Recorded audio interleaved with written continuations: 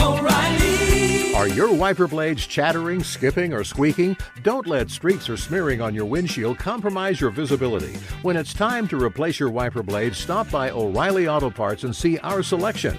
Our professional parts people will even install your new wiper blades while you wait. Stop by O'Reilly Auto Parts today. O'Reilly Auto Parts. You ever get that feeling the walls closing in, the concrete jungle suffocating you? You crave some wide open spaces, the chance to connect with nature, maybe in a spot all your own. Well, head over to land.com. They've got ranches, forests, mountains, streams, you name it. Search by acreage. You can search by location. You can search by the kind of hunting and fishing you're dreaming of. Land.com. It is where the adventure begins. There's nothing like snook hook sets at dawn or catching a tarpon in the moonlight. Find your next fishing trip made easy on fishingbooker.com and experience the magic of the Sunshine State or any other destination on your fishing bucket list. Book a blue water adventure in search of sailfish or go snapper fishing with the kids. With over 6,000 captains and trips to choose from, planning your next one just got a whole lot easier. Download the Fishing Booker app on the Google Play or App Store, or visit them online at fishingbooker.com to book your trip today.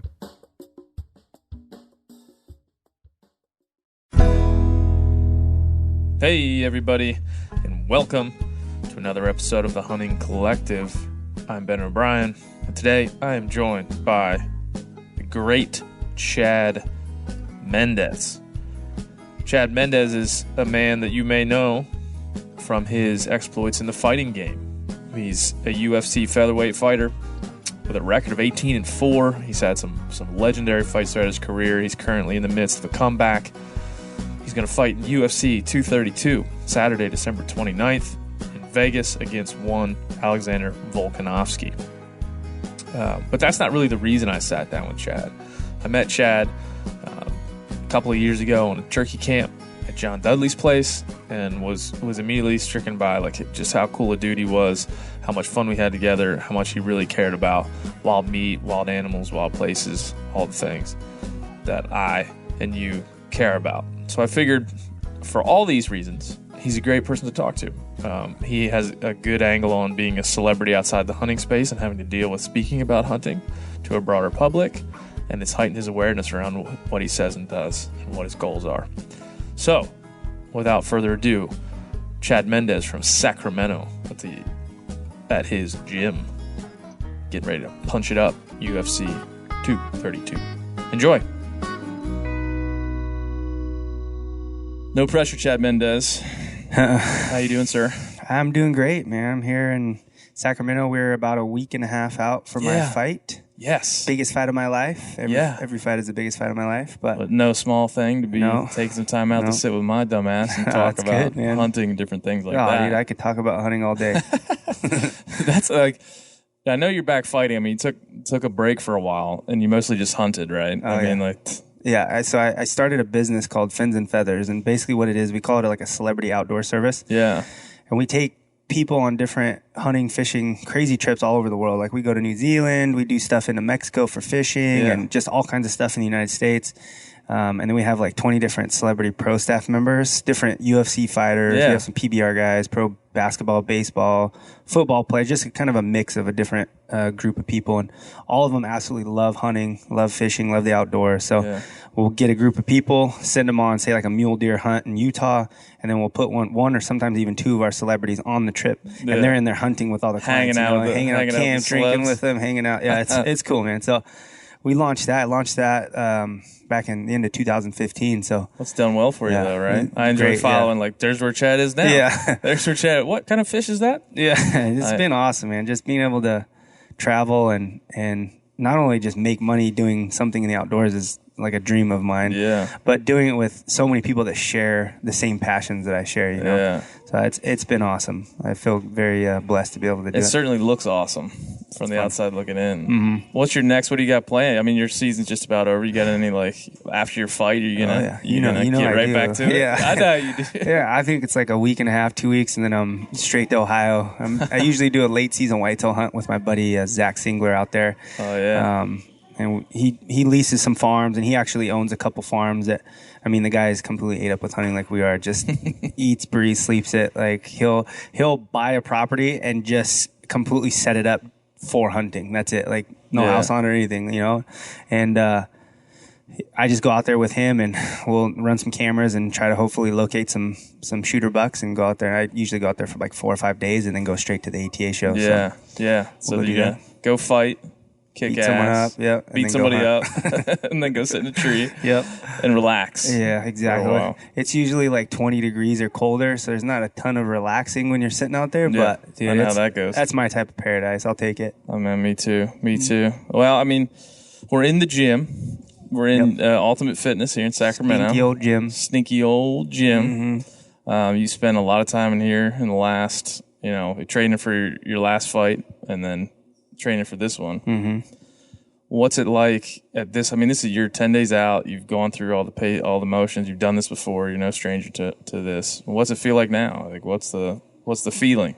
Right now, at this point in my camp, it's kind of the home stretch. Like the hard work is all done. I'm kind of the maintenance mode and kind of recovery mode. Yeah.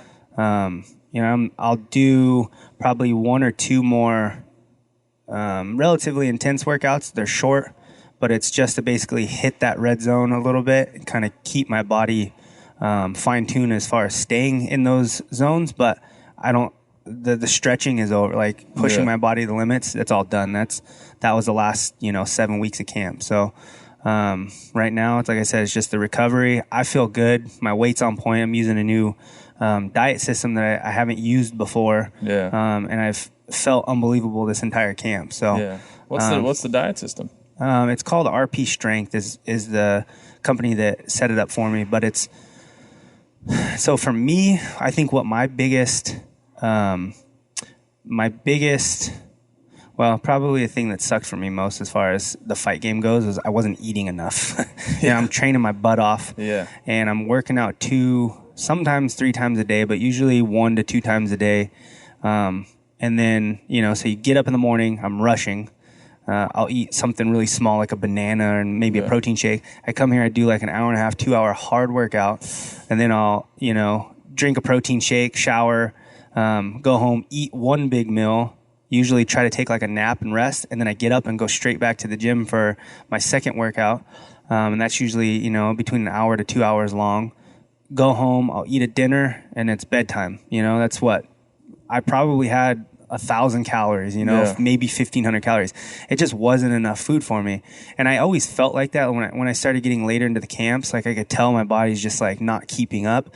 And so I talked to this company before this fight, and they reached out to Uriah actually, and I told them what my issues were and like how I was feeling later in the camp. So like we'll set something up for you. So what this diet is, I'm eating very clean. Like there's a very strict list of stuff that they want you eating, but I get to decide it. Like what's great about this is I can use all my wild game, all the stuff that I was going to ask normally, you. Can you eat wild game? So I can implement all that stuff into the diet. But my fats are very clean fats, avocado, olive oil, peanut butter, natural peanut butter, and then healthy carbs, all the lean protein, obviously, and then fruits and vegetables are mixed in there as well. Yeah. But it's all on time schedule. Like right before I sat down with you, I was like trying to cram all this food in my mouth because I'm supposed to eat right at 2:00 was the next workout. So for me, what that's done is forced me to eat all these meals throughout the day. Like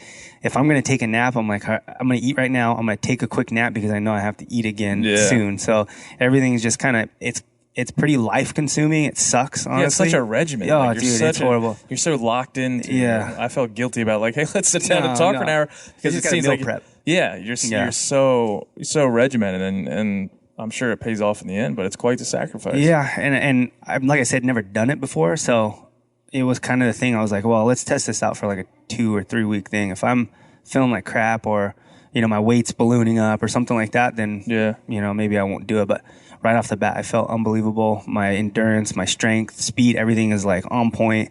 I've never eaten this clean and this scheduled throughout any training camp in my fight career. So yeah, I mean, it plays off. you look damn good, sir. Oh, thank you. Thank you very much. You look nice. But when you talk to the experts about diet and about health and about eating right, how much does wild game come up? Do you be like, that's part of my diet, that's what I do? And they say, hell yeah, that's a great thing to do. Oh, yeah. I'm sure. I mean, it seems obvious to me, but... Yeah, when I sat down with this company and I was like, look, there's like chicken, turkey, beef, but it's got to be 90% or leaner. And I'm like, can I just substitute all this with all the wild stuff? And they're like, absolutely. Yeah. That's actually better. So I'm like, perfect. And then this is definitely a diet that I can Is it all get behind. venison that you're eating? Elk and deer and things of that venison, nature? wild turkey. We just finished our fall season here in California. Duck, goose, I can pretty much eat all that stuff. Yeah. So, how do you usually prepare it? How have you prepared it in this diet? A lot of this diet, I've done a lot of ground stuff because it's the easiest and quickest. Yeah. I throw a pack of ground elk or something. I can use that in so many different things, and it's easy for meal prep. But we'll do, like wild turkey breast. I'll throw it in a slow cooker or even a pressure cooker. Yeah. I'll throw some vegetables and a little bit of chicken broth or something in there, and then shred all that up. And I can keep that. Actually, that's what I just had before I came up here. But I can keep that for 4 or 5 days of just eating that throughout the days. But I mean, the Traeger, I'll throw sometimes I'll throw a whole elk roast on the Traeger or something, smoke it. That'll work. And then slice it. You got lunch meat or whatever. Yeah. So. Well, it's good to hear. It's good to hear for everybody out there listening that wild game. That's right. In case you want to join the UFC anytime soon, it's the right thing to eat. I'm usually supplying most of the guys on my team. There's only one other guy, Tyler Diamond. He actually just walked by, but nobody else hunts. Only me and Tyler. And I'll usually bring a big box or something of meat, and it's the giveaway day. Everyone's fighting to get it. Let me get some. But supply these guys. You're doing it right. You're doing it right. Do you feel like I know there's always, every time you talk to somebody that is an athlete, a professional in the professional sense or really in any sense, you always try to compare hunting to whatever that you do. I feel like sometimes that's the easy way out, or it's kind of a weak way to go about these storylines, but there's something to it. I'm sure there is something to it for you, the way it balances your life a little bit, I'm sure. But explain to people, the difference in the feelings and how maybe hunting sets you up for fighting and fighting might set you up for hunting. What's the relationship like? Yeah, I mean, I think there's a lot of similarities. I mean, for me, one of the biggest things obviously is being in shape. My job as a fighter is to be in shape. So getting in shape for any certain hunt is never anything I've ever thought about. It's that's just part of my normal job. So that just rolls right over into hunting, But as far as the patience and being disciplined and practicing, what you need to practice in order to be successful, I think all those things are exactly the same as far as the fight game goes and being a successful hunter. Yeah. If I'm not using my bow, I'm not practicing with it, I'm going to go out there and either wound something, not find it, or miss, It's pretty simple as that. But if I'm not practicing my punch combinations, I'm going to go in a fight and get knocked out or something, So the preparation is definitely key, and that's very similar in the two. But patience. I mean, being patient in a fight is very, very, very important. Yeah. If I have a lot of emotion and rage, and I go out there and just try to freaking take a guy's head off, that's when a good fighter will capitalize and see your mistakes that you're making and punch and finish you. But same thing in the fight game. Target panic. I mean, if you're not prepared for that, and if you get too excited, if you're not patient, I mean, we've all been there. I know I've been there quite a bit. Yeah. But it's all part of it. So you gather, we're just sitting in the gym here, and dudes are walking by. What's up, Chad? There's a brotherhood from what you do. For sure. You're training with these guys, you're sweating with them, you're doing that stuff. That strikes me about what you do, and then there's a brotherhood in hunting the same kind of way, man. You're walking around the ATA in a month or so, and you're like, "What's up, man? What's up, man? What's up?" Talk about that part. I mean, is there parallels to those two things? It is, and I think it's something very primitive and primal. Fighting another human, two guys that get in the cage and beat the crap out of each other. It's sometimes almost near death, I would imagine. Yeah. Like for me, fighting Jose Aldo, this is a prime example. There was some beef between us, both of us kind of talking crap in some media before the fight, but we got in there and went through an absolute war. Like, hands down, the toughest fight I've ever been in, and probably the hardest thing I've ever done in my entire life. Yeah. And like, I have no choice, and I know he feels the same, that you have no choice but to grow and feel some type of respect for that human after going through that and feeling that pain. Yeah. And I think, the same thing with hunting. I mean, it's a very primitive thing, a bunch of guys around the campfire at night, and girls even, sharing the stories. Everyone has the same passion and love for the outdoors. And, that's something that, it's something we all love. And I think that just maybe grows some type of bond that's outside of what you would see on the streets or anything like that. It's a pretty intense, I mean, both those two things are pretty intense situations, and the intensity is what draws you close. Mm-hmm. Like, you can't, well, I was talking to, on Rogan's podcast yesterday about like the 3D experience of hunting, right? You practice and you gather these skills and you gather this experience, and then you go put them to work. It's not similar to fighting in the way that you're against, but you're still against, a wild animal at some level. But it's a 3-dimensional experience. Once the thrill happens and you get the exertion of, you sling that arrow, then it's the 3-dimensional experience. You get to feed your family, you get to be closer to the people that you're with. And that's what strikes me about fighting too. There's a similar accountability. Like, when you throw a punch, you're accountable for what happens on the other end of it. When you send an arrow, you are accountable for what happens in the other end of it. And that accountability just brings people together. Yeah, I've never thought of it like that, but it's exactly what it is. Yeah. Well, I'm glad I thought it. Glad I nailed it. I nailed it.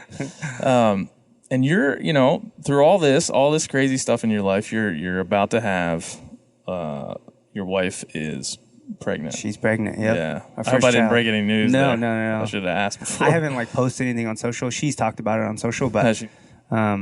there's a lot of creepy people out there. So for me, just posting that, I mean, I'll probably do it a little bit later, but yeah, I don't know. Yeah. I'm still kind of thinking about it. Yeah, it's a heavy thing. It was heavy for me. It's like, this is kind of for me for a while. Me and my family for. I want to enjoy this, soak it up. A little bit of time. How's it feeling right now? Feels good, man. I mean, knock on wood, everything's been very easy so far. I think my biggest fear was I hear so many horror stories about the women's hormones going nuts and just girls getting out of control. But it's been really easy. And in fact, it's weird. She actually has lightened up. And I feel like she's very calm and kind of just cool and relaxed. I'm like, I like this Abby a lot better. But hey babe, I just gotta keep you pregnant for a while. Right. But no, it's been good. She didn't have any morning sickness. I'm gonna jinx myself by saying all this, but it's been awesome. That's awesome, man. I'm happy for it. Thank you. It's a life changer. And when my wife was pregnant with our son, everybody tries to give you advice and tell you their experiences, but really you can't. There's no way to prepare. You just got to ride it, the wave, and it's. My dad said something to me it's going to get real now, son. Yeah, I'll be honest. Real. I'm terrified. I'm very excited, but I'm terrified. I have a lot of friends that have newborns and have young kids, and you're right. You hear the horror stories all the time. I'm sure they probably talk about that because it's something that sticks in their head a lot more. But the good times everyone says that it's well worth it. Yeah, so. Man. There's no matter how many hard times you have with it, and there are a lot of hard times. Like, the first 3 or 4 months are just like being in boot camp with your with your wife in a hole somewhere. She's like, we can't leave the house. We don't know what to do. There's poop everywhere. What are we gonna do? It's all over the walls. It's everywhere. What are we gonna do? So but that's what it's like. But then the intensity of the love, the intensity of how you see the world through their eyes, all of a sudden there's no amount of shitty diapers that can match that. It just isn't. So everyone says too, if you have a girl that you get soft, and I'm like, I'm hoping I have a boy, but I'll be happy either way. But man, I got to make sure I stay tough for this fight game while I'm still in it. Yeah. You think you got some years left in you for the fight game? I mean, you're on a mission right now. I know that. Yeah, we'll, the plan for me was always to kind of fight right around 35. I've been doing this for almost 11 years now. And I started wrestling when I was 5 years old. Yeah. Wrestled every single year all the way up through college. And then the day after I graduated college, jumped right into the fight game. So, I've been doing this my entire life. So I don't have any problem with when it's time to call it quits, calling it quits, Yeah. I don't have a chip on my shoulder. When it's time, it's time. So, I'm going to keep fighting until everything tells me that it's not. Yeah. And, you seem content right now. Yeah. I mean, with all the crazy shit you got going on, you seem like a happy dude to me. Yeah, it seems like life is good, man. Yeah. I feel really lucky that I can come in. I can basically make my own schedule training. I'm getting paid to be in shape and get in there and compete, be an athlete, which is awesome, and then also doing all this stuff in the outdoor world, which in my perfect world that, I'm fighting, I'd love to finish up my fight career and then kind of make a transition into the outdoor world to where I can find a way to do something, making a living, doing what else, something else I absolutely love. So right now, just trying to, build a name in the outdoor world and just do something to get that recognition, I guess, and make the transition. As you build that name, it comes with the same as being. I think the question I wanted to ask you is, you want to make a name for yourself in the hunting world, right? A lot, you and I both know a lot of people that have names in the hunting world and have done it for a long time. And it's like, how do you hope to craft that? Like, what do you think about when you're like, yeah, man, I really have to, spend the rest of, you're a young man. If you retire at 35, you could have 30 years in the outdoor space. Like, well, how do you think about that? O'Reilly Auto Parts are in the business of keeping your car on the road. O'Reilly Auto Parts offer friendly, helpful service and the parts knowledge you need for all your maintenance and repairs. If you're confused about what part you need, like what wipers are going to be the best, what replacement headlights are going to be the best, go into O'Reilly and talk to the people that work there because they're great and they're super friendly and they'll get you squared away where you walk out knowing you got the right thing. They've got thousands of parts and accessories in stock, either in-store or online, so you never have to worry if you're in a jam. Do you need your windshield wipers replaced? You need a brake light fixed? You need some quick service? They'll help you find the right part or point you to the nearest local repair shop for help. The professional parts people at O'Reilly Auto Parts are your one-stop shop for all things auto do-it-yourself, and you can find what you need in-store or online. Stop by O'Reilly Auto Parts today or visit us at O'ReillyAuto.com/MeatEater. That's O'ReillyAuto.com/MeatEater. You ever get that feeling you're stuck inside staring at screens and a primal urge kicks in? You crave wide open spaces, fresh air, the chance to connect with the land. Well, maybe it's time to find your own piece of the wild, but searching for property can be a maze. That's where Land.com comes in. They got millions of listings across the country, from mountain ranches to hidden fishing holes. Their search tools are like a seasoned guide helping you narrow down what you want. Land.com isn't just about buying and selling. It's about finding a place to hunt, fish, explore, or simply sit by a campfire and listen to the crickets. So head over to Land.com today to turn one day into today, because trust me, there's nothing quite like the feeling of standing on your own piece of earth. There's nothing like snook hook sets at dawn or catching a tarpon in the moonlight.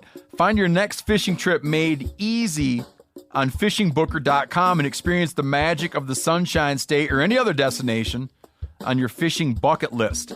Book a blue water adventure in search of sailfish or go snapper fishing with the kids. With over 6,000 captains and trips to choose from, planning your next one just got a whole lot easier. Download the Fishing Booker app on the Google Play or App Store or visit them online at fishingbooker.com to book your trip today. For me, that sounds amazing. It's like I said, it's for me, hunting, being an athlete, competing has been something I've done my whole life, and it's something I absolutely love to do. Yeah. When the time is here, the outdoor lifestyle, just hunting, fishing, just anything in the outdoors is my true passion. Yeah. I absolutely love fighting. I love competing, but my true passion is the outdoors. So being able to, do that for as long as I can is like dream come true. So many years. Yeah, we'll see. You think you're going to keep doing what you're doing now, or are you going to try to craft something else for you, like craft another corner of the industry for? You know, probably haven't thought about a lot trying to get to a UFC fight and get it done. I mean, as far as growing fins and feathers, I'd love to keep that going, just because it's so damn fun. Yeah. You know, and I think either growing that a little bit bigger. I probably don't want it to get too big because I just don't want it to get too much. Yeah. I don't want it to turn into work. Yeah. You know what I mean? Like it's perfect the way it is. Like if you make good money, like it's not too difficult and it's a lot of fun. So if I could keep that like that and then continue working with as many companies as I do now in the space, you know, my dream would be to create content, you know, keep growing my YouTube channel, keep doing stuff on all social media, and just keep moving forward. So well, as you think about it, I mean, there's a lot of ways to chop up like how you display your hunting, how you talk to people about hunting, how you use your fame from the UFC and you turn that into, you know, a good slice of the hunting world for yourself. Is there a way you want to approach it, like, you know, thoughtfulness and like how do you see that going? I think the teaching is what's so interesting to me. Like for me, when I started Fins and Feathers, obviously people knew me as a fighter. You know, I've been hunting and fishing my entire life, but obviously people knew me as a fighter and didn't know that was something that I was so passionate about. So after following me for a few years and seeing that, you know, and especially when we started Fins and Feathers, we got hit up by a ton of people asking, you know, how do I get into hunting? I've never hunted before. I see you hunting. I see you eating all this amazing wild game. I want to do this. Like I want to have a freezer full of meat. How do I start? And I think for me, and this is kind of something we've talked about, is growing Fins and Feathers almost into like a little academy, like how to learn how to hunt. You know, and I have a buddy that's actually doing it. From Field to Plate is his Instagram. Jeremy. And he's I think that's genius. Like just taking people and teaching them how to hunt, how to process the animal in the field, how to process the animal to cut it up to create the meat and how you prepare it. Like that's all amazing to me. Like being able to teach people that and just see the excitement that they have when it comes, like I totally understand what that excitement feels like, and seeing them for the first time go through that, like I absolutely love that. So if there was a way that I could do that, you know, keep growing my name and being someone that a lot of these people that have never done it before kind of look up to, and that I could kind of teach them the ways, like I would love to do that. Yeah, and you can do the reverse too, right? I mean, with your platform and what you've been able to do in your career, you can shine the light on hunting in a way that a lot I can't, other folks can't, that come from the industry and are trying to grow in just inside the industry. I mean, you bring a whole nother subset of people to bear for hunting. I mean, have you had any troubles with that, trying to do both things? You know, if anybody, you know, come at you like, why are you killing those poor animals? I mean, of course, like when I first started doing it, I mean, when I first started fighting and I signed with my management team and, you know, we were growing the Chad Mendes brand in the fight world. You know, I started to dabble a little bit with posting the hunting and fishing, and, you know, people told me I wouldn't do that. You know, it's going to open a big can of worms. Yeah, you can't build a brand in the real world and put dead critters on there. At first, I didn't really do it. You know, I kind of shied away from it. And I just finally got to the point where I'm like, look, this is me. Like, I absolutely love this. This is who I am. I don't want to, like, hide from it. Like, I'm not embarrassed about it. Like, I absolutely love this. Like, this is something I truly believe in.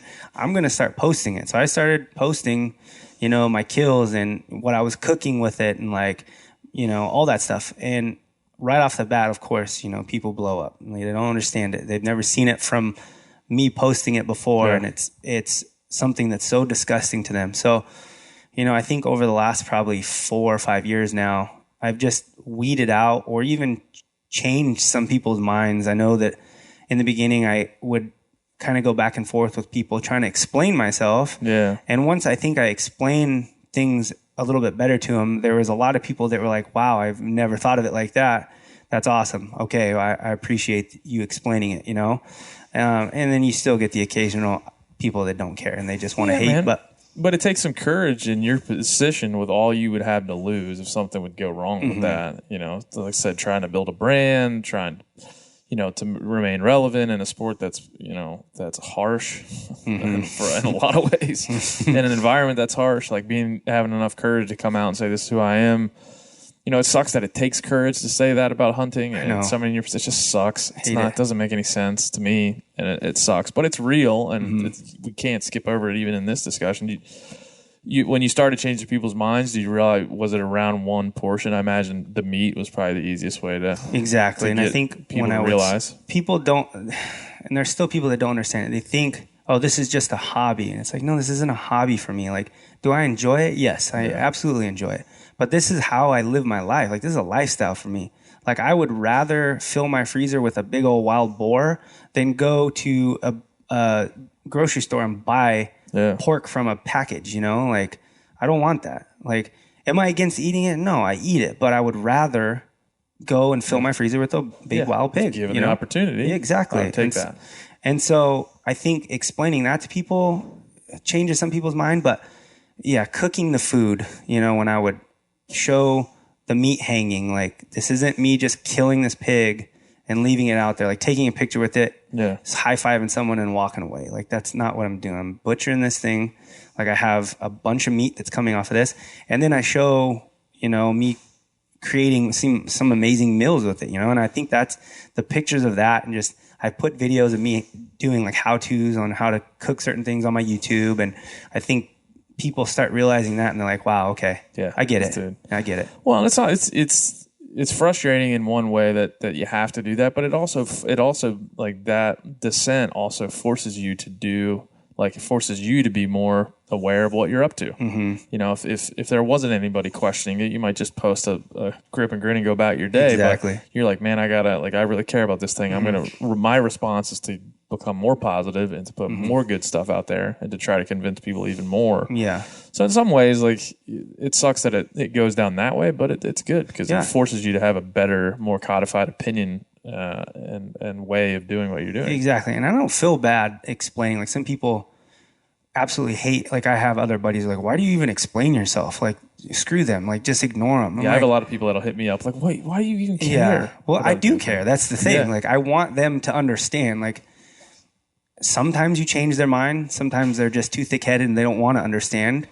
That's their own issue. But if I can show somebody that thinks hunting is just absolutely horrible and show them why I'm doing it and then change their mind, like, that means so much to me. Yeah. Like, I enjoy doing that, if I can explain to them why we do it. Yeah. Obviously, like I said, you're still going to get the people that don't care, but, like, I don't mind informing, and I don't mind, I don't mind showing these people that just don't understand. And I get that. There's things that I've thought, I'm so guilty of this, but even growing up, there's things that I've thought, something so horrible. And then when I actually learn about it, I'm like, God, that's not bad at all. Like, why did I ever think that was bad, Yeah. And so I'm guilty of it. I totally understand what that feels like. So I'm just going to explain it. And if they get it, and hopefully they do, that's awesome. If they don't, well, the important thing that I think you're getting across here even is that you're not changing what you're doing for anybody. No. You're not going like, oh, I'll do it differently because you don't like it. You're going, okay, wait. How can I explain this better? How can I then come to communicate with you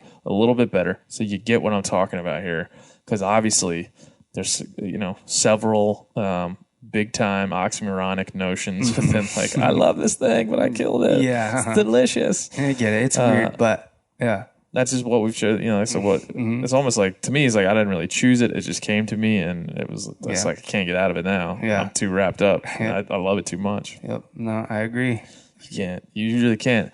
Do you ever think about those big why questions with yourself? Like, because I'm around the same age, and I grew up hunting, and came to, like, some point in my life where I was like, yeah, man, but I don't know if I'm going to do it the way I did it yesterday. I don't know if I'm going to, just shoot spikes with my rifle like I did when I was a kid.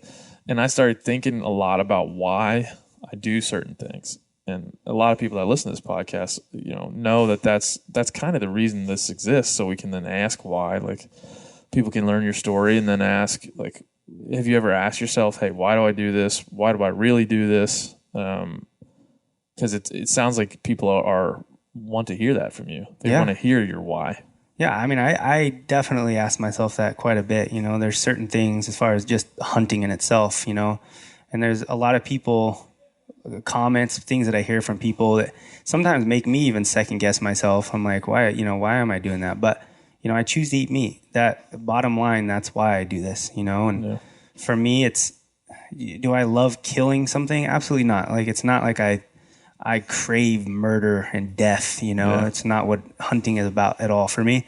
And I don't think that, I don't think that's what it is for most people. But, you know, being in the outdoors, sharing memories. Like I was just telling my wife this the other day, and I've been in camp. My life is so routine right now.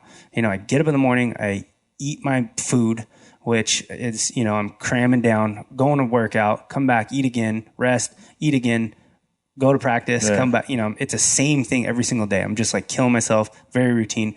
And I was telling Abby, I think it was yesterday, I was like, I saw a commercial, and it's funny, it's an Ariat commercial on TV. I don't know if you've seen the new ones, but at the end, these guys are like just sitting around, they're cowboys, you know, and they got the sun setting in the background. I think they're drinking coffee or something. They're sitting on a fence, and it was just absolutely beautiful scene, you know? And I'm like, man, I'm craving adventure right now. Like, she's like, what do you mean? I'm like, I crave that. Like, I want to be somewhere with the sun rising and it just being beautiful, like absolutely beautiful. And me sitting there listening to nature. Like, to me, that is something I'm craving right now. I want to get out of this routine. Like, I want to go fight and beat this guy up, and then I'm back in the woods, you know? And so she's that's like, a t-shirt. All right. Here's my plan. I'm going to beat the shit out of this guy, and I'm back in the woods. I'm out of the cage, back in the woods, man. No, that's a good thing to think about. I mean, I always think this is something that we've been talking about a lot lately, is like, why is killing gratifying? Or why do people think that's what it is, right? Because killing is when you do finally achieve the thing that you were after. It's a task at hand. You were successful. That's why. It's that there's some gratification. A lot of hunters show it. Like you and I, we've hunted together. Like when something dies, you're like, yeah, dude, congratulations. Yeah. We say congratulations like it's not something didn't just die. So there's this weird dichotomy that people don't understand. I'm not mad at them for not understanding it, because it's a pretty complicated thing. It's very complicated to do. So you ever think about that? Is that something that you like try to, you know, when you're on social media or just when you're with people that are new to it, like how do you describe that kind of thing? Yeah, it's tough. And that is one of the things that's very hard to describe, because if you've never done it, it's very hard to understand. Yeah. But you're right. We feel successful. Like we harvest an animal, we kill an animal. You know, the goal has been achieved. Like, we've practiced our butts off. It's like me going through an entire training camp. My goal is to get in there and beat this guy. And when I get in there and I beat the guy, I'm going to celebrate. I feel good. Like, I just worked my butt off. Yeah, you're not celebrating because his face got punched in. I just beat the crap out of another human being. And I'm like, yes, you know. But that was the task at hand. I was successful at the task at hand. So I feel good. Yeah. Because I worked hard, and it's the same thing in the outdoor world. You know, I'm practicing with my bow. I'm practicing with my rifle. You know, I'm learning how to be sneaky. I've gone through many, many, many failures. Me too. Many failures. So when it finally comes together, it's the task at hand. That's the goal. You're successful. You feel good. The death part of it obviously is not something I'm like, yeah, I killed something, you know. That's not the part I'm happy about. I'm happy because I'm successful. I'm happy because I know now I have something very delicious that I can eat. And I'm excited about that. Our turkey hunt, I was just thinking about this on the drive over here.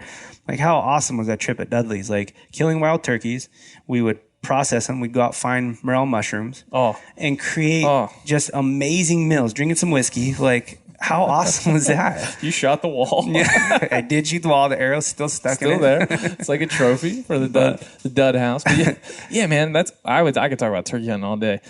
It's for turkey hunting. I feel like morel mushrooms, springtime turkeys, the fucking feeling of being out in the woods. I love it. You're, you know, probably not here in Sacramento, but like everywhere else I've lived, it's like gets cold, it gets shitty, things like come alive, and you're ready. You're kind of a little bit depressed. Yeah. Like March comes, like, fuck, okay, come on, we can do come this. on, turkeys. Yeah, we got 3 weeks. We're coming, man. And it's like that happens, that, and then you get to go experience like, new life in the woods. Like when we were doing that, there's these levels and layers to hunting. Like one layer is like me and you and Dud and Turston and all those guys hanging out and having a great time, connected by this thing that bonds us all. We're all from way different areas of the world, way different upbringings, way different entries into hunting. We're with a guy from Germany who's only hunted one day in his life. He doesn't understand what we're doing. He's awesome. Yeah. We got Dudley, who's a lifelong guy. Like we're all from different corners but we come together, and it's not a problem. There's nobody like, well, let's feel each other out first. Yeah. Like you're immediately happy to be there. You're immediately happy to be with each other. And I think it's just that's all interconnected. It doesn't happen like that in other areas. No, I agree. Like it doesn't happen even right now. Yeah. Because we're not hunting. No. This is like, it's not the same. You walked out there with all my teammates. I mean, there's no connection at all. It's just, I'm not going to have that feeling. But you walk into hunting camp, everyone's there to do the same thing. We're all having a good time. Oh, dude, I've been in so many. And then you get, when you and I you'll see each other at a trade show or some shit like that. It's like, the bro hug's just a little bit rock. It just comes in harder. You're like, what's up, man? Remember we hunted together? Oh, yeah. When you're like, met a guy and had dinner, it's like, it's not the same fucking thing. You get the handshake. How's it going? That's it, yeah. Good to see you. You look nice. That's great. But with hunting, it's like, what's up, dude? Oh, yeah. So that's just another thing that is so much different from the inside than it would look from the outside, And we had fun in that camp, man. It was so much fun. We took some legendary photos of but like even those things from the outside looking in, like look at those goofballs. But it's because we were fucking enjoying each other's company and having a great time. Awesome. We were eating morels out of the Traeger smoker and turkey breast, and it's like, even though I think it should be illegal that Dudley can win his own. We got to talk about that. Yeah, on his own farm. Yeah, he can't. That's cheating. We get there. Yeah. He clearly has stacked the deck against us. He knows where all the biggest toms are hanging out. Yeah. He keeps taking. He's like, hey, go over there. Yeah. You go right over there. I'm going to be over here in the gar hole. Don't worry. There's no big turkey. And bam, like a 28-pounder walks by. Dude, it just so happened it had like 1.5 spurs. Yeah, it's like 15-inch beard. Dude, come on. That's and then he gives himself a belt that he purchased. Yeah. Well, now we know all about John Dudley. I might sneak in there this year and just grab a tag and like show up and pop out from behind the blind. Like, fuck you! Pow! Did you ever feel like archery hunting? I went this big rant about archery hunting turkeys recently. I was like, man, I just can't. I like hunting with a bow, but like turkeys, there's just so many reasons why not to take a bow. Do you ever think about that? I have thought about that, and I've missed quite a bit. In fact, I've actually hit them and lost them. Yeah. Probably more than any animal that I've ever hunted with. It's so hard. I mean, it's like you're shooting at a melon and that has oscillating, like moving feathers, and they're strutting, they're going out of strut. It's hard. I mean, that arrow has to penetrate basically a wall of feathers and thin bone to get to the vitals, and the vitals are kind of moving around in the target zone a lot. A lot of dudes are wounding turkeys, and I've gone on several rants on this podcast about, like, let's think about that. Let's think about that hard. I love archery hunting, but maybe this is the one time where I pick up a shot in the face. Because I don't eat the face. It's true, and that's another thing. The only thing that sucks with archery, unless you're using one of the guillotines, the gobbler guillotines, it cuts the head off. It's either a complete miss or they're done, which I think is genius.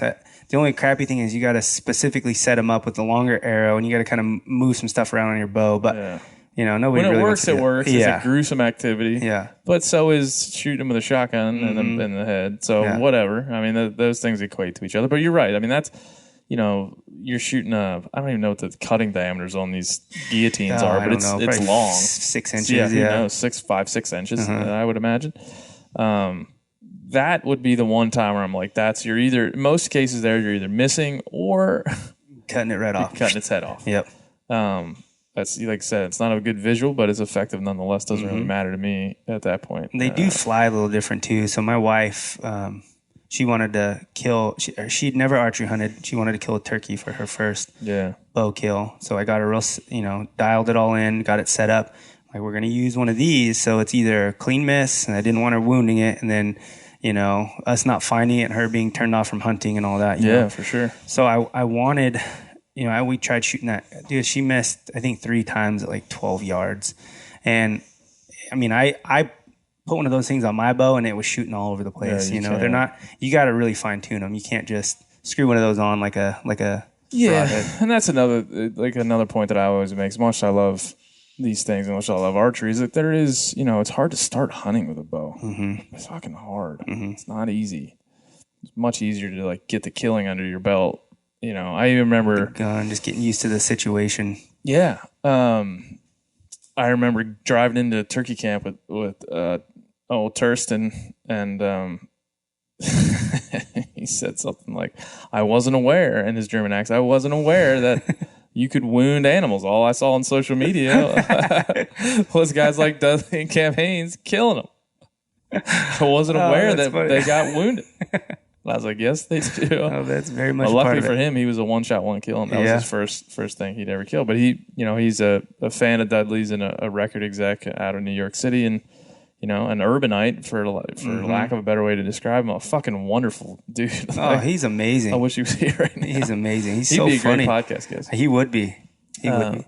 But yeah, I mean, his explanation of that was something I brought up in other conversations. Like, I met a guy who was introduced primarily by social media to hunting, which is a relatively new thing in our generation. Mm-hmm. Like, people are learning about hunting through social media. It's a weird lens with which to view it.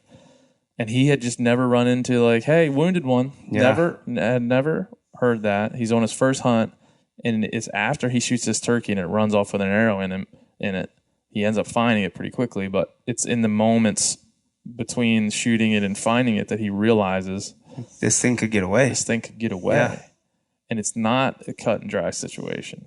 And this is a very successful human being in many ways. Like, he's not dense. But it's just how we present hunting, and it matters. It's crazy. Yeah, I guess I've never thought of it, but yeah, I mean, if you've never been around it before and you've only seen it on social media, that makes sense. It could distort it a little bit. It did for Torsten.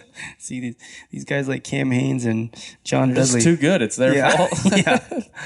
Dude, it's their fault.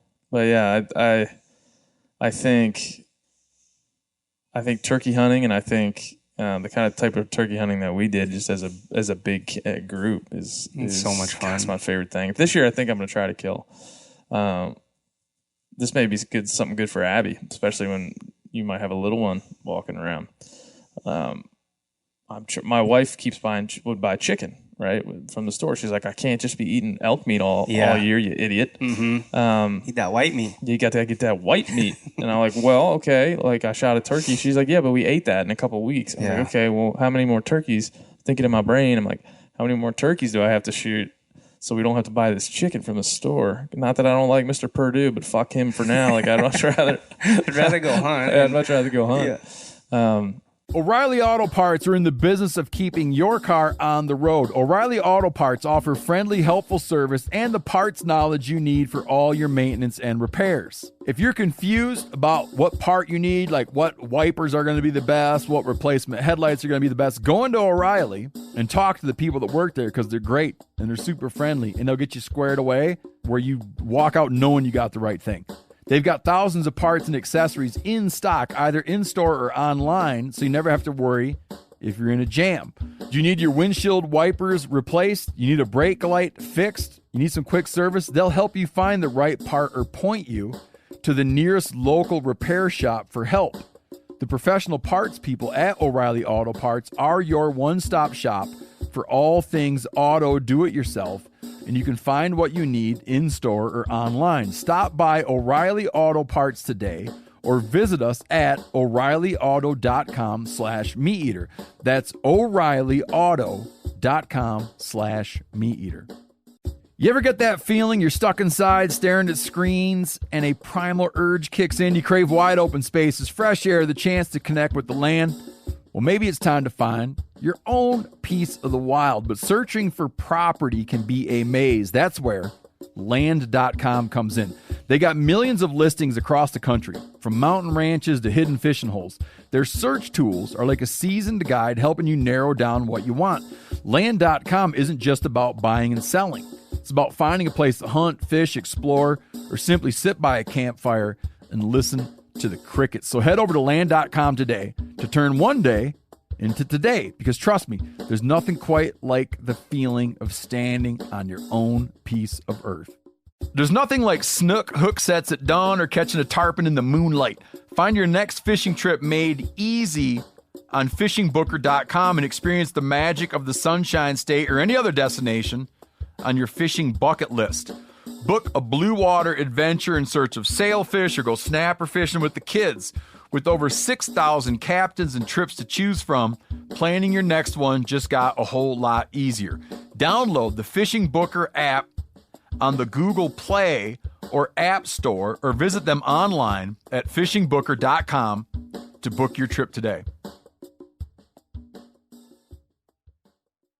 And so that's I've the last 2 years I've tried it. I was like, oh, if I kill 12 turkeys, that would be it. It's just travel around. Yeah, but you can do it. Yeah, oh yeah. Yeah, you can do it. We can kill 5 here in California. Yeah, you can kill 4 in Texas, 5 in California. You can kill 6 in Montana if you really get down and dirty. Wow. So I think this year I'm really going for it. I'm going that's hard. Smart. And I've thought about that too, because Abby said the same thing. Like, we have all the red meat that we could ever want, and it's the white meat. We run out of turkey too. Yeah. My favorite thing doing is a slow cooker with it and just shredding the breast. But she's like, yeah, I need chicken. So she'll buy like the organic free range chicken, but that shit's not cheap, dude. No. I'm like, lunch meat, nitrates and lunch meat. Like, this is just, it's like, it led me to gardening and different things like that too. Cause I'm just trying to hunting has led me to be like, I'd like to take what hunting is and transfer that to all my eating. Yeah. God, that's a goal of mine. Yeah, I'm sure you're like that too. Yeah. We just, where our house is right now, we're in a cul-de-sac. Yeah. And we're surrounded by these huge vintage oaks. And there's zero sunlight in my backyard. Like, there's just shade like all the time. So we've tried growing a garden.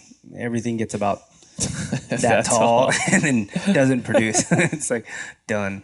So I don't know. Yeah. We're eventually probably going to move. We both really like Utah.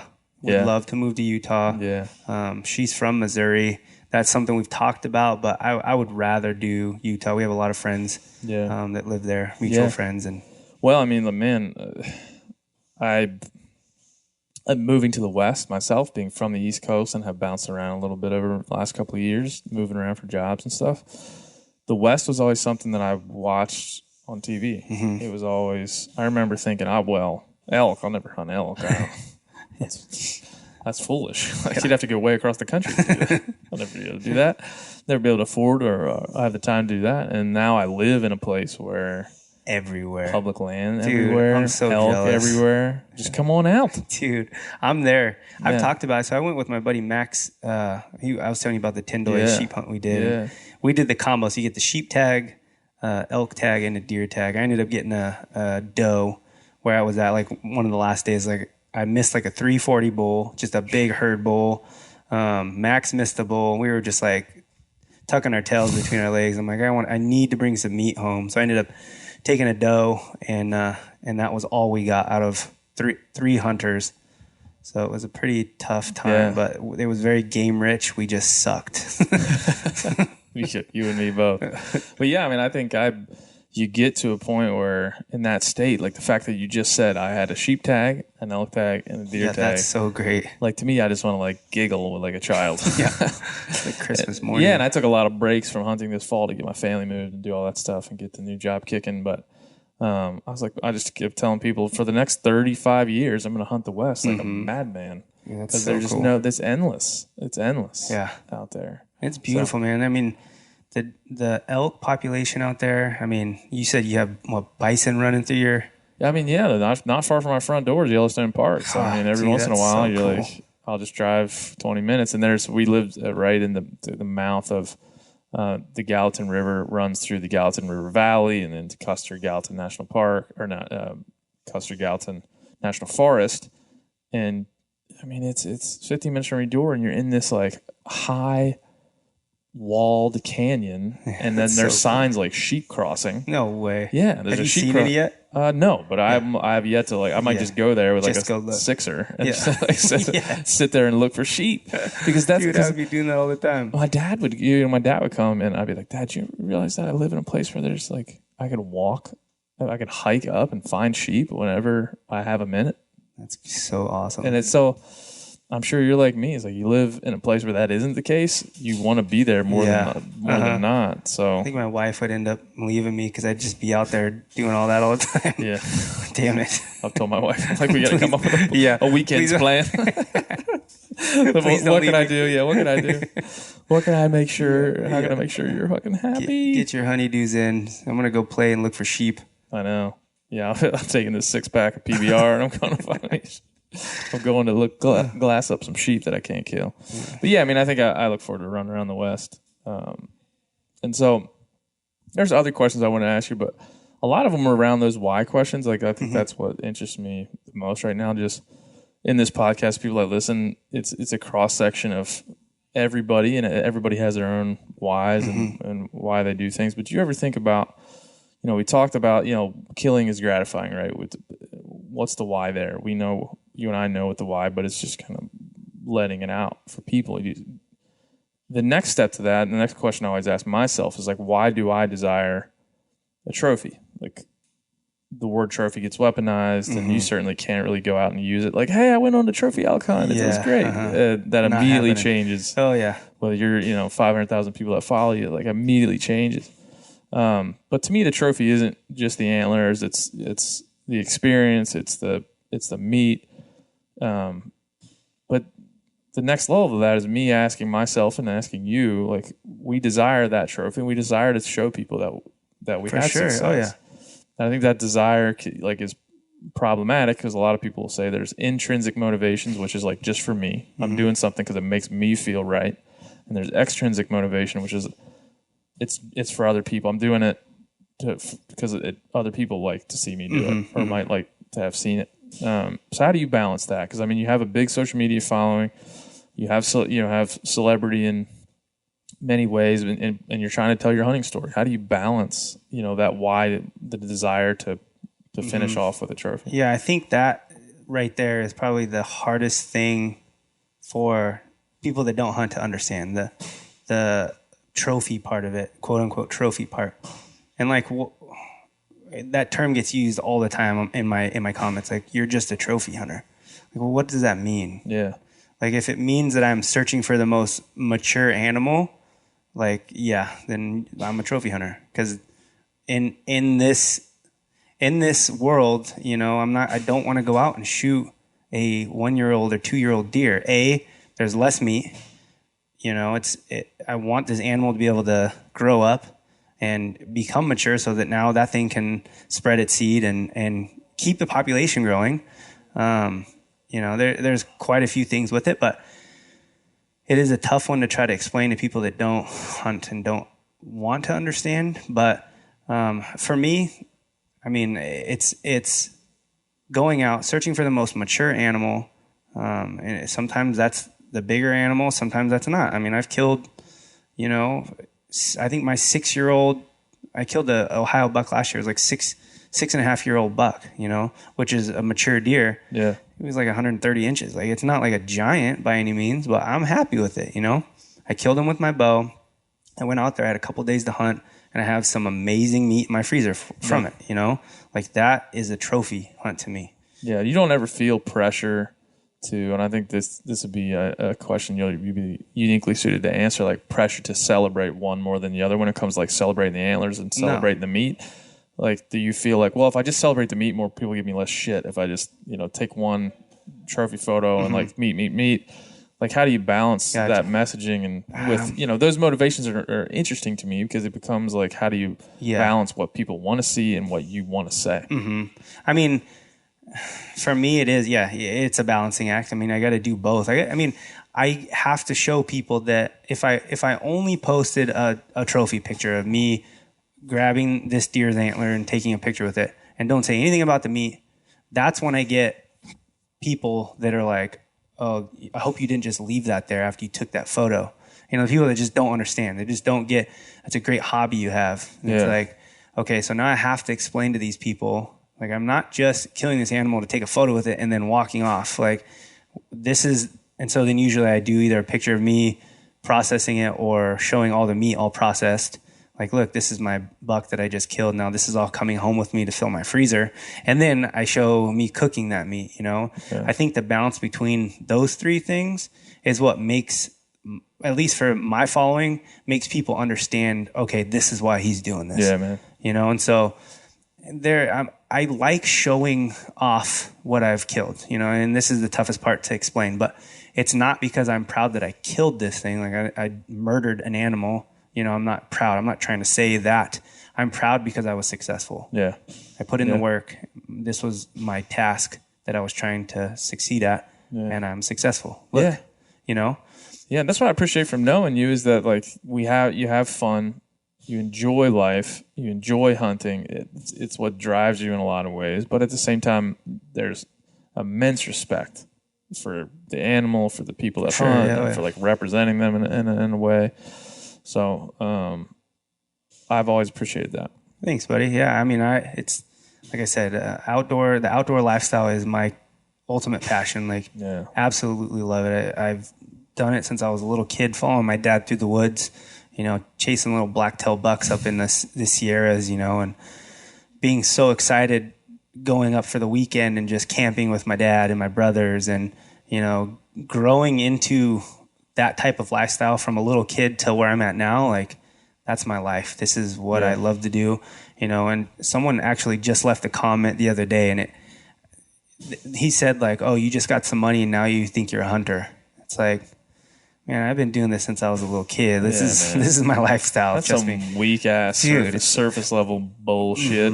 It's crazy. It's like, now you get to, that's what I say. People think, oh, now you're famous and you have money, now you get to kill big animals. Like, that is not. No, I don't tolerate that. It's like, dude, it's you wouldn't like. Yeah, you wouldn't exactly. You'd be like, nah, I'm good because I've worked hard my whole life. Yeah, let's say I do a lot of public land hunting too. Like, let's not get that confused. I do a lot of public land hunting where I go out and I'm either skunked or I'm very successful. Like, it goes both ways. We've all been there. We all hunt public lands. Exactly. Do I hunt a lot of private property? Of course. And have I bought tags before? Of course. I've worked my whole life, like, killed myself in the gym and in school. Like, I have a college degree. Like, I've been through all that. Like, I know what hard work, what it takes. Like, I've done it. And now, because I'm successful and I have some money that I can afford that tag, like, of course I'm going to buy some. No, you're supposed to keep doing it like you did it when you were a little kid. You didn't have it. No, that's the whole point of working hard, is being able to enjoy it. Enjoy it. Yeah. That's bullshit. I think you have to go pretty soon, right? You have to go. You have a UFC fight. Yeah, I got a UFC. But I feel like, to finish off here, like, so you're fighting a gentleman named Alexander Volkanovski, correct? I want to play Alexander, and I want you to talk shit to me. Dude, I'm the worst at that.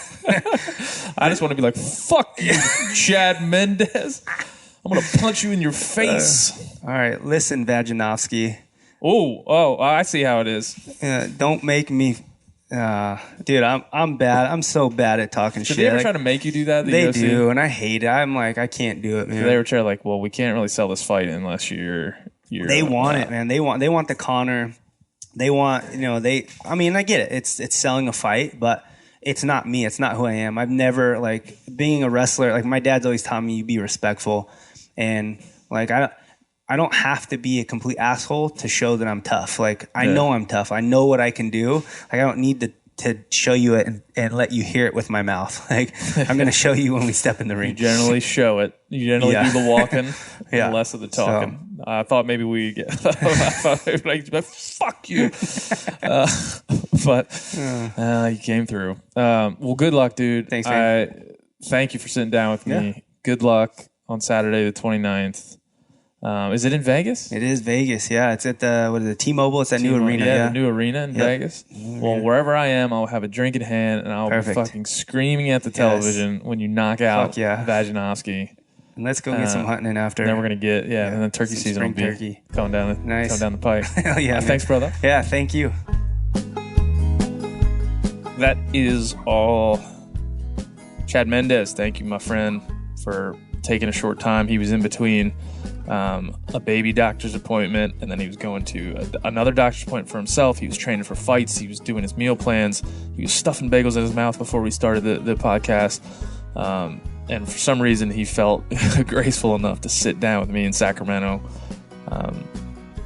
at Uriah Faber's Ultimate Fitness Gym, where he's in their team train, and talk through some of these important subjects. So appreciate it. I hope to do this again in a hunting camp with Chad, where he's not so focused on the next fight. But I look forward to watching Chad on the big screen go up against Volkanovski on the 29th of December. Good luck, my brother. I know you'll do well. What else? I also want to make a note to say thank you to everybody who wrote in and who emailed and DM'd and called after my appearance on the Joe Rogan Experience. Joe Rogan, again, is a great friend of mine. If you haven't listened to it, please go do. It's episode, I believe, 1216 of the Joe Rogan Experience. We talk for 3 hours about a lot of important things, a lot of silly things too, but thank you to Joe Rogan for having me on. Thanks to everybody for listening. It's always a great experience. Joe is an amazing individual and a great friend, and I'm very privileged to be a part of his immense platform. It's something I never thought would be reality, but it is, and I'm thankful, very thankful for it. What else? You really should go to themeateater.com. You really should. I mean, if you're not doing it, I'm not sure where your priorities are. You got to go there. You got to sign up for the newsletter. Click on the website there. Up in the top right corner is the orange button that says subscribe. You click on that. You get this weekly mailing of our best content. It always includes the Hunting Collective podcast. It always includes articles and videos from lots of smart folks. So it's definitely an addition to your inbox. Go check it out. Hunting Collective attire is up on the MeatEater.com store. Go to the store and click on the different types of apparel that are there. Scroll down, find your favorite Hunting Collective gear. We've got the Hunting Collective hoodie, we've got the Hunting Collective Yeti tumbler, and we've got the Hunting Collective Pro Nuance Anti-Bullshit t-shirt. Much more to come in the weeks. You'll be seeing some hats and other t-shirts go up. If you've got any suggestions for cool-ass t-shirts based on this podcast, hit me up, because we are ready to roll, and we want to make what you want to wear. So, themeateater.com, look for the store, and go find that apparel. We very much appreciate that you do that. And we're also looking forward to the next year. The last thing I'll say is we're looking forward to the next year. Dude, we got a Meat Eater Live podcast tour, which I will be a part of on some of the stops. But more importantly, you can see Steve Ranella, Yanni Patelis, Cal, and the whole crew in the town near you. So be checking out for that. Yeah, I think that's all. That's all I have to say. I really appreciate you, and we'll see you next time on the Hunting Collective podcast.